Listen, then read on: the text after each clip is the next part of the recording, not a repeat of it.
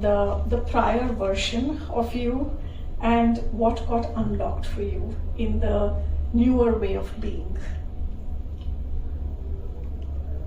So I would say that if I were to, so my coaching journey started back in 2019, if I may say so, or 2018, somewhat around that time period. And for me, the biggest impediment to go through unlocking myself is because it was just becoming physically impossible for me to go through the stress in my life that I was going through.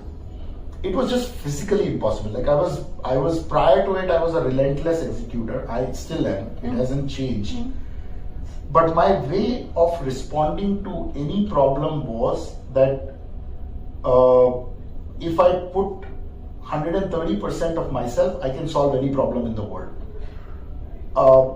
So anytime any issue is going to come, I'm going to deploy myself 100% into it. I used to roam around prior to that with a sheet in my hand with list of to-dos to do in that day. And the only motivation that I had was to finish the task by the end of the night. And it was crazy. Like my execution was of a different order of magnitude. And I was bringing the same intensity into every aspect. You're bringing the same intensity into strategy, you're bringing same intensity into your family life.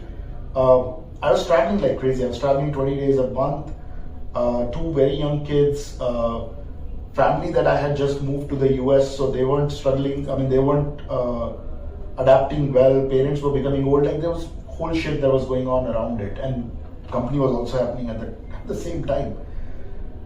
So it was just becoming physically impossible for me to be able to deal with the kind of expectation that I had put upon myself.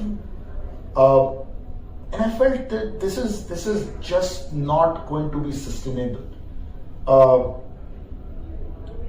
So I think I had reached a breaking point where if I do not go in and find the positive sources of energy from within, find my true drivers, find my true motivators, find my limiting belief, it was just impossible for me to be able to answer to myself.